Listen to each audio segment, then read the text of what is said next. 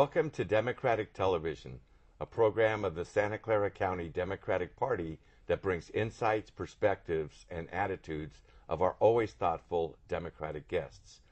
Today we're joined by Nancy Marshall, the founder of DVIC, Domestic Violence Intervention Collaborative. Did I get that right, Nancy? Yes, you did. Good. And we're going to talk about DVIC and what led to its creation and what the heck you guys are up to now. But before we do that, let's talk about you a little bit. Okay. Where are you from? Where'd you grow up? Where'd you go to school? Interesting pets? Oh, wow. Okay. Well, we've got a long history. I'll try to make it short. I was born and raised in Eureka, California, which is about 80 miles south of the Oregon border. Oh. Small town, lumber industry, always a rocky economy. Grew up in a fairly normal family. Went to Humboldt State for a couple of years after I graduated from high school and then dropped out. Have lived most of my adult life in the Bay Area and in San Jose at this point specifically. Sounds good. So were you involved in social kinds of issues growing up, and something that may have foreseen you getting involved in the world of domestic violence and families and relationships? My family was pretty apolitical in terms of they didn't talk politics around us. But growing up in the 50s and 60s, we got television when I was like in my early teens. So we were pretty sheltered from what was going on in the world. But then we had the assassination of John Kennedy, which had a profound effect on me. And the Vietnam War had a profound effect. We were seeing the news, seeing the deaths, seeing the riots around the war, wanting the war to end. And the whole civil rights movement, all of that really impacted me and I think shaped a lot of my thoughts and feelings and the direction I've taken as an adult. That's interesting because Eureka and Humboldt, somewhat removed from all of that, I would think. It is, and Eureka is very conservative. Yeah. Arcata, which is 10 miles north, is more liberal, but that's a campus town as well. Oh. But yeah, Eureka was very conservative. So, it opened a whole different level of reality.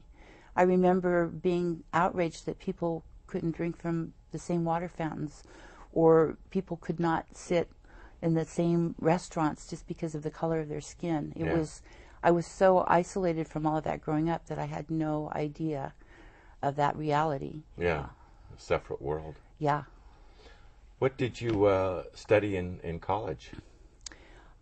I was actually a speech major when I first started, so I would debate and, do the whole forensics piece around speech. Yeah, the research and all that. Did a minor in sociology. And then I dropped out after 2 years because I was going to get married. And, back in the 60s, you were supposed to get married and do all those kind of gender role appropriate types of things. So of course that means have kids and all that. Yeah. Support your man. And I did. And we left the area because I've been married twice, so this was my first marriage. Oh, okay. And we left the area, went to Southern California, and then came back to the Bay Area. And we were married for 7 years, had a child. And I was not comfortable in the relationship. It felt like I was always one down. I didn't feel free to be who I was. I felt somewhat isolated from family and friends because of some of the things he was saying and doing. And there were a couple of incidents where there was physical abuse, but he'd been drinking, and I put it up to that. Tried really hard to make the relationship work. But after I had my first child, I didn't feel safe for my child. I didn't feel safe in the relationship. I was edgy, and I thought, this isn't good for my child, so I left. Had no idea it was domestic violence at that point. I was completely clueless. I hadn't even heard the term domestic violence. So that's not something that came up in your college courses, or? Well, it didn't. I guess maybe the courses weren't that not at that relevant to that at that point. Well, if you think the first women's shelters didn't even open until the 60s, it wasn't something that we even talked about, really. When in high school, we didn't talk about it. We didn't talk about it in college. there weren't the laws that looked at domestic violence and protect people from domestic violence. So I was totally clueless. Maybe not something that came up when you talked to your neighbors about how's it going and all that stuff. Oh, no. Mm-mm. People didn't talk about things like child abuse. They didn't talk about things like domestic violence. You kept family problems within the family. It's a whole different culture out there today. Well, thank God, but Yes. I know there's a long ways to go, but we'll talk about that. Okay. So then what? You left your husband, and you and your child, your son, moved. We came back to the San Jose area, and I had a job here, and I worked for several years, and met Greg, and we got married, and I had this dream of going back to school. I wanted to work with people, and he totally supported that. Oh. So when my kids were 3, 5, and 10, I went back and finished my undergraduate degree and got my master's degree at San Jose State in marriage family counseling. Oh. So, and it was actually in graduate school. One of the other students was going out on maternity leave, and she asked me if I would co-facilitate her domestic violence group. She was doing a short 6-week series at Next Door Solutions to Domestic Violence. Oh. So I went in there and fell in love with the women, the energy, loved the group process. Wasn't something I really wanted to do, but I was very flattered because she asked me. And as I started doing the group, then I started getting what had been wrong in my first marriage. Oh. So it was, and at that point, I'd learned about domestic violence because getting a degree in psychology and a master's program, but it still didn't sink in. So. So you mentioned Next Door Solutions for Domestic Violence was around then. Oh, I think they were the first domestic violence agency, shelter-based domestic violence agency in South County. Okay. So that's what I was wondering, was that was a new concept, relatively speaking, and a place where women could go and talk to somebody about what they were going through and maybe figure out how to get out of it. Right. They offered, they started in a garage, I believe, somebody's garage or kitchen, with just women sitting around the table and talking, and then it's grown into, I think, the largest shelter-based TV agency in Santa Clara County. Yeah, big needs. Very big needs. So what were some of the things that you learned as a therapist, in terms of how to deal with people that came to see you and revealed these kinds of problems in their lives? What I've learned, and I keep learning, which is one of the wonderful things about this work that we're doing, because we always learn from the people we work with. But what I learned was most victims of domestic violence don't understand it. They think that they're causing it. They believe they need to fix it. There are huge barriers for them to be able to get out of relationships, economics, fear. Children often keep people in relationships. And men who are victims of domestic violence, it's generally not recognized, or because of just the whole male gender piece, and men should be men, men are less willing to reach out. There are fewer services. So, and most couples with domestic violence, unless it's very serious physically, want to stay together. So it's finding ways to promote change and to keep families safe. Now, what do you mean by that? Women want to stay together even though it's a bad relationship. Are you saying they don't feel that they have options, or in spite of all that, they love their spouse, or all of the above? All of the above. For many women, as long as there's hope, they're going to keep going back to the relationship. They see two different people in many cases with their partners. They see somebody they fell in love with. They see somebody they have children with. And they see somebody who's hurt them badly. And in most cases, they just want their partner to stop doing the bad behaviors. They don't like the behaviors. They don't want to be around the behaviors. But most women love their spouses or their partners, the father of their children. And they have hope that the relationship will work. So what percentage of folks in these circumstances are families with children? Is that a large percentage? I think it's probably a very large percentage. We can look at national data. We can look at local data. But when we look at data, I think there's I think it clouds the issue somewhat. I did a voluntary program in criminal court for a couple of years. Judge Erica Yu was supervising the domestic violence calendar in criminal court and recognized that there was a huge need for people to be available for victims who would come in requesting that their perpetrators' restraining orders be modified to peaceful contact. What's the difference? Restraining order means no contact.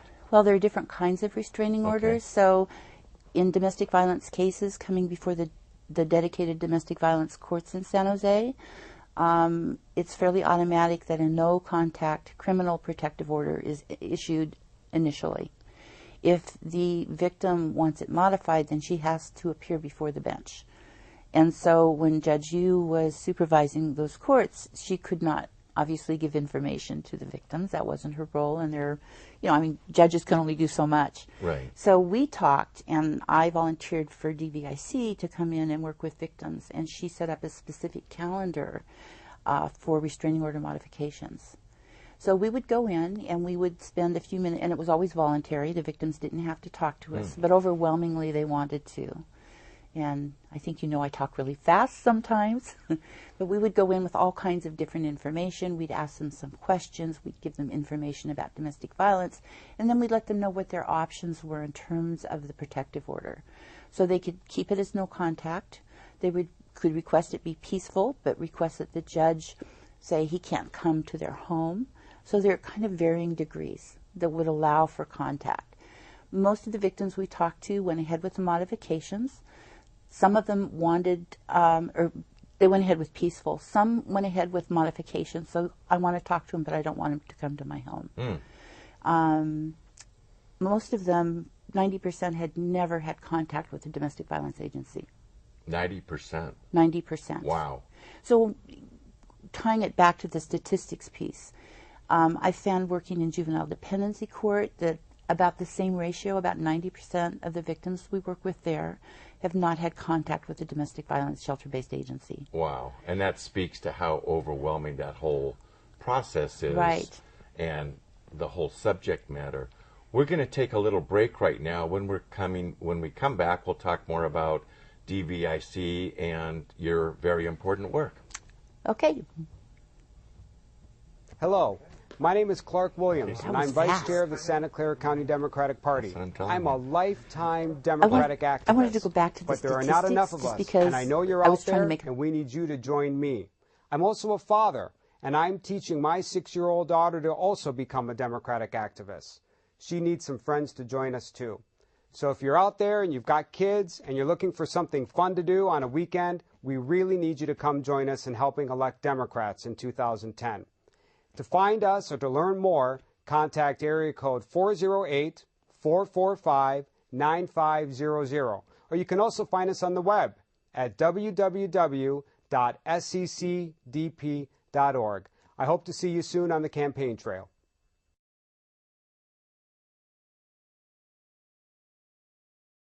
So welcome back to Democratic Television and our guest, Nancy Marshall. Nancy, when we took a break, you were talking about 90% of folks that are involved in domestic violence have not had the opportunity to find an organization, shelter, help of some sort. I think I should clarify, in my experience working with victims of domestic violence coming into criminal court to get orders modified so they can see their perpetrators, or cases coming under juvenile dependency court, about 90% had had no contact or prior contact with shelter-based agencies. It's not for lack of outreach on the part of the community. We have a very involved community with a lot of active outreach. But I think it's more that people become isolated, or they don't recognize, or they're not able to see, for a lot of reasons we don't have time to talk about what's going on in the relationship. Well, you mentioned that you were in a relationship and that things happened to you that you may not have instantly labeled this is Correct. Abuse. I thought it was arguments. I thought I was probably doing things wrong. I thought it was because maybe he'd had too much to drink. Yeah. Normal stuff, yeah. which is not normal. I had no clue about what the red flags were. I had no concept of power and control, which ultimately is what most domestic violence is about. Power and control. Mm-hmm. So I had no context or point of reference. And I think that remains true for many victims of domestic violence. We have such a diversity of cultures and beliefs. And a lot of times people get locked into those beliefs, or they're told what they're experiencing is just normal. That's what men do, or that's what women do. The belief that you do everything you can to make the relationship work. People who think it's normal versus your feelings, you're going to kind of go with what other people think is normal because of the psychological impact that power and control tactics have. There's physical abuse, emotional abuse, mental abuse, sexual abuse, financial abuse. We could spend a half an hour just talking about the various forms that abuse takes. And the impacts that happen. And I'm sure many of them are various categories, 2 or 3 categories of abuse in the same relationship. Or 6 or 7 or 8. Yeah. Threatening to take children, harming pets, put-downs, name-calling, demands to know where you are at all times, and on and on and on. Is there a typical domestic violence abuser or victim or, No. Most people tend to think of the violent man and the woman who's abused. Mm-hmm. Movies like The Burning Bed and What's Love Got to Do with It. And that category of violence, or that type of violence, is known as battering or intimate partner terrorism.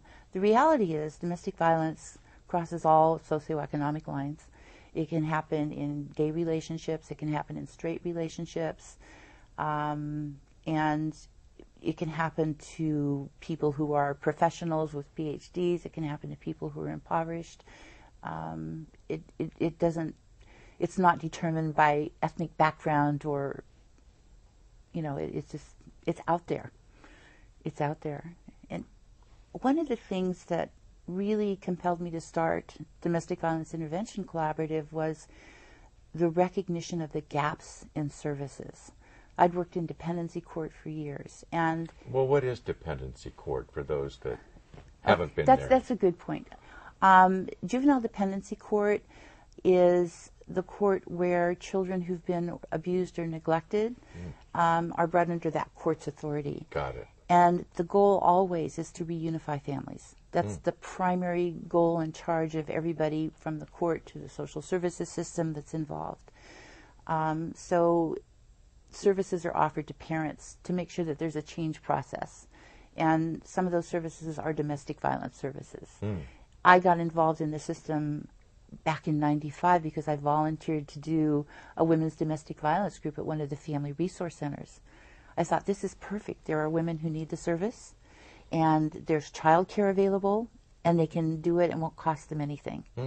So I started doing women's domestic violence groups voluntarily in '95, and then I was asked if I would contract to do more, and now it's direction my life has taken, actually. The door opened and I walked through.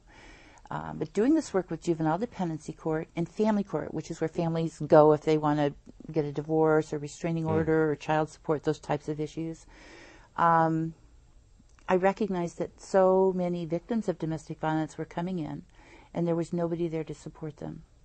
The domestic violence agencies have incredible staff. They work incredibly hard. They have limited funding. Their funding streams require them to kind of limit some of the work they do in terms of they can only provide services that are voluntary. So if somebody walks into their agencies or wants them to accompany them to court, they're there. But they can't just go up and approach people at court. Oh. So I saw that as a huge gap because I saw victims coming to court. They weren't supported. They weren't accompanied. They were by their social workers and others to a degree. But I felt we need to fill that gap. And so I started DVIC because I couldn't do it all on my own. And through DVIC and the support and encouragement of the Juvenile Dependency Court and social services, who actually funds our being there to support victims of domestic violence, we've got people in dependency. So if a victim comes in, we can go up and say, here's who we are, how can we help you, how can we support you? We do everything from safety planning to bridging them with community resources. With their permission, we can communicate with their social workers. But it's really there to help them to understand the process. So that sounds like a 180-degree difference from what you found originally, with people coming in not knowing all the different kinds of restraining orders and being so overwhelmed in their lives in the first place. Right. Now, we've taken this also to family court, and people are in family court voluntarily. So we're basically doing the same thing there. We work with both those seeking restraining orders and those opposing restraining orders. And basically, it's about equal access to justice to a large degree in terms of family court. If we focus only on victims for victim safety, we're missing half of the problem. We really need to work with all parties involved. I'm not going to go work with somebody who is opposing an order and then their partner who is requesting the order. We have a large enough team, so we're going to have separate people working with different parties. So that means with the perpetrator? Yes. Oh. We want to make sure that they understand the order. We want them to make sure that they know where resources are available to them. We want to de-escalate if they're angry or they're frustrated and we're concerned about them going off. We want to make sure that we do what we can to kind of calm them down and refocus them. And in many cases, not a lot, but a few cases in family court, the person seeking the order might actually be the offender. Oh. And the person who is opposing the order might actually be a resistive or a reactive victim. Oh. So one of the real joys that's come out of this work is we have a great working relationship with the DV agencies. I reference Next Door because they have a higher presence at family court, but we actively do a warm handoff to for people who've not had prior contact. And that means people who've been isolated or not had contact with shelter-based agencies are getting a higher rate of service. They're getting their needs met. We do some case management if people want. We bridge back to the Pro Bono Project for legal representation if they meet the sliding scale fee. But we do a small slice of the pie. So if we bridge with a community-based agency, shelter-based agency, sheltering, there's groups for kids, there's groups for adults, there's ongoing counseling sessions, there's case management. It's perfect. So you do a lot of information and referral in addition to this one-on-one work. Exactly. But you mentioned that the work you do is largely with victims, and you mentioned you're kind of addressing half the problem. Are you starting to look at work that can be done with perpetrators, and are there many services or agencies willing to help perpetrators change their ways? I think one of the challenges is for individuals who are under the court system, juvenile dependency specifically, and criminal primarily.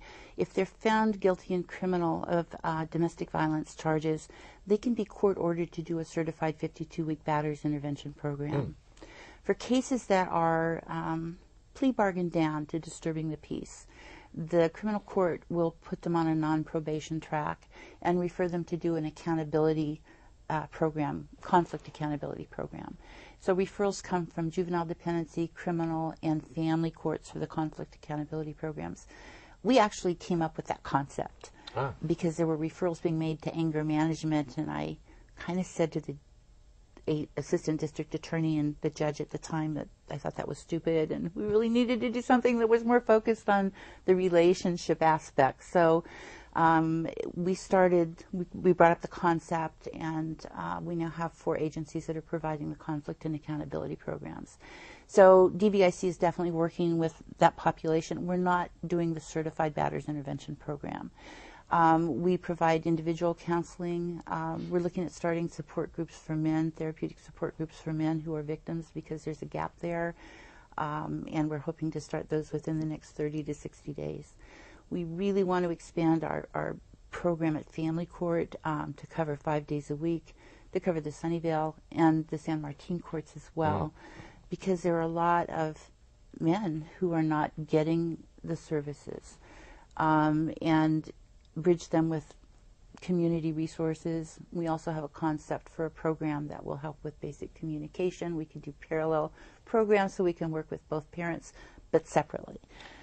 So how do you do this with the funding situation being what it is? Government at all levels is being cut back. Services are being denied. I'm going to do a two-part answer for that.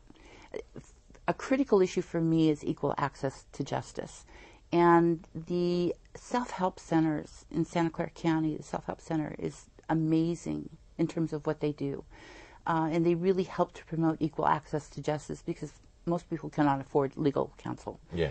I know the lines are very long. It's a long wait to get in to see them, but they're attorneys and they work with just about anything except for, I think, property issues and criminal cases. I'm worried about what's going to happen with current budget hits on providing that level of service. In terms of DVIC, when I started DVIC, I really knew nothing about nonprofits. So I figured we could do this fee for service. I had done private practice for many years, and it was very lucrative, and I thought we can continue to do this. Wrong. So we basically work with contracts and with grants, and we're just starting to look at fundraising. So well, good luck to you on all of that. We have about 30 seconds left. If someone wants to get hold of you or Domestic Violence Intervention Collaborative, is there a phone number or a website that you could share? Sure. Our website is www.dvintervention.org. Okay. And you can access me via email at nmarshall, NMARSHALL, at dvintervention.org. Great. Well, Nancy, thank you very much for being on the show. You've talked about a very important topic, and next time we have you on the show, I hope you have statistics to show how much the problem has been resolved. Thank you for having me. It's been a pleasure. Great. Thanks for watching Democratic Television. Give us a call at 408-445-9500 or visit our website, www.sccdp.org. Help make a difference.